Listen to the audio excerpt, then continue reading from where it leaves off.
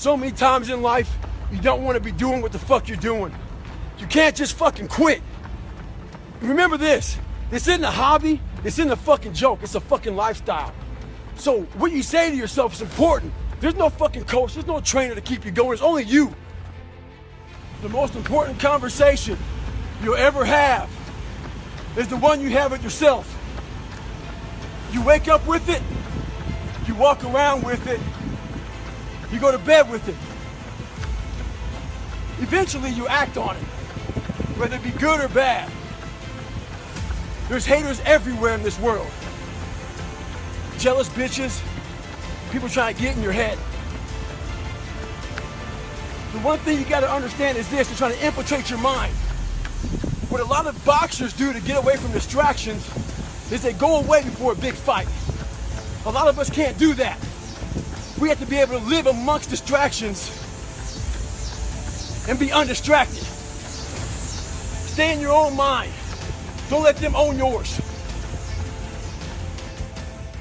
Some people didn't understand when I say I'm training for life. 2020 was the perfect example of that. A lot of people lost jobs, lost businesses, lost family members. A lot of folks spent a lot of time in the hospital on ventilators. That should have caused a lot of demons in your brain. Folks see how much I work out, and they think I'm running from demons. It's not demons, it's discipline. And I'm a disciple of discipline. You can't outrun your demons. They'll always find you. Only way to beat them motherfuckers is look at them eye to eye and make them your bitch.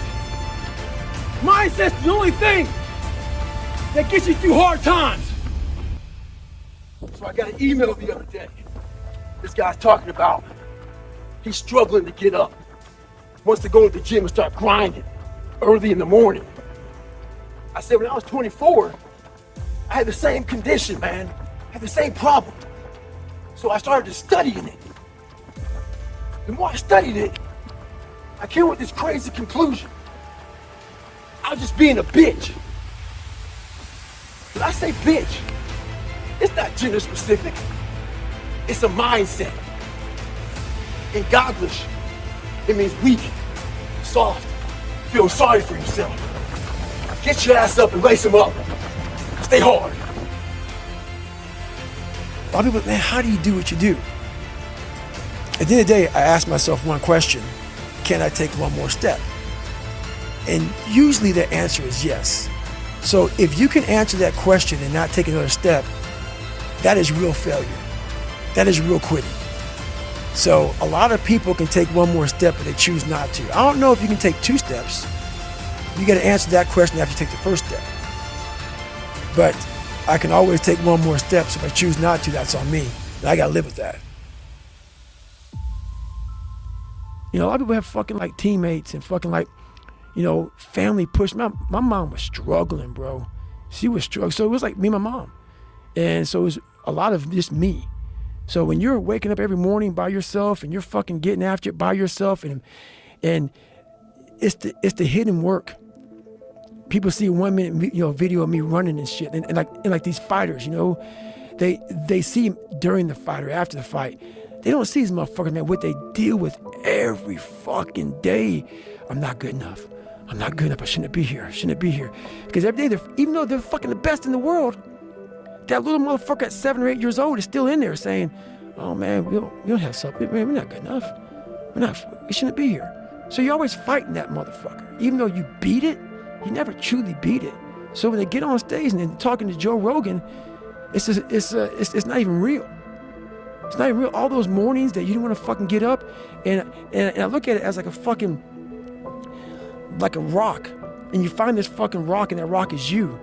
And every day you fucking fight not wanting to get up, and you do anyway. You chip another piece off that fucking rock, and every day you fucking eat the right foods, and every day you go to train, you train harder and harder and harder and harder, and you get up earlier, and all these things you do to start forming yourself.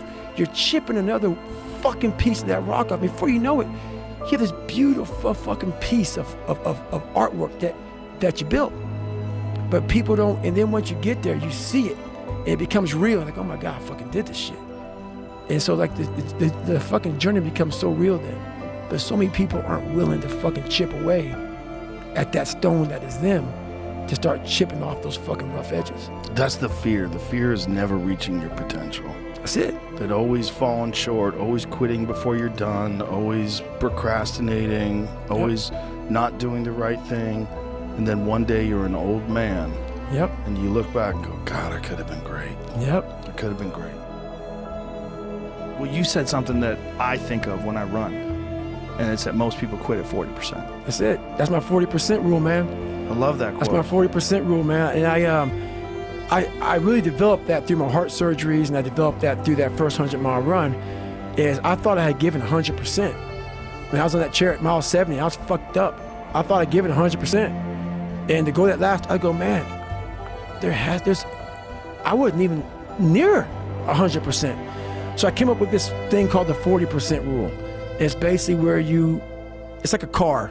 You put a governor on a car, and let's say the car can go 130. That governor stops the car at 91. And you're driving thinking, man, I want to fucking floor it, but I can't go any faster. We do that to our brain. We put a governor on our brain. The second we feel pain, discomfort, suffering, all those words that we hate to say because we're in this happy, peaceful world we live in now, we stop. We slow down. And if you can get through these different barriers and gain 5%, 2%, 3%, that 40% becomes 60. That 60% becomes 70 and 80 and 90.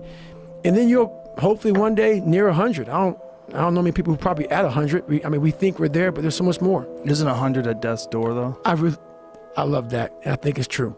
I think that's 100% true. I think when you were laying in that tub, you'd knocked on the door. That is 100% true. No one has ever, that is 100% truth. I didn't give 100% in that 101-mile run I did for the first time. So that's the scary thing. That's the scariest thing in the world. I didn't die.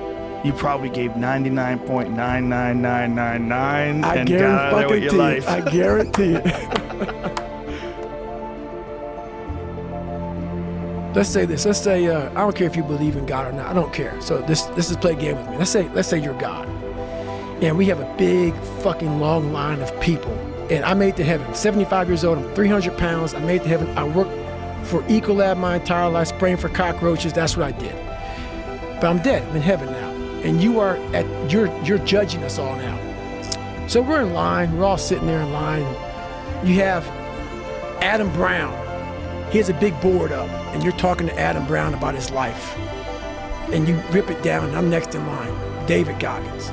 I see my name, I see all this shit, and God goes, hey, you say, read this, man.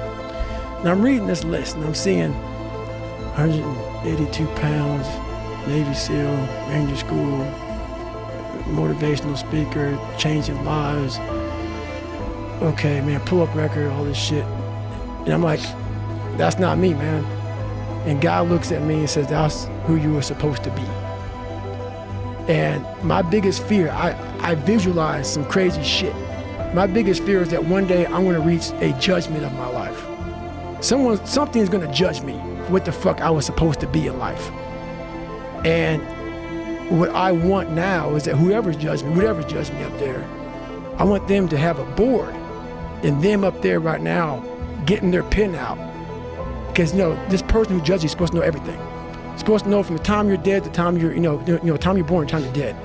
I want this person up there to be like this, up there writing more about me, saying, "Fuck, I know you can do that. I know you can do that." So I want to impress whatever the fuck is up there, whatever's going on in life. I want to go up there and not have anything left on the table. I want to drain my soul of every fucking bit of person I am.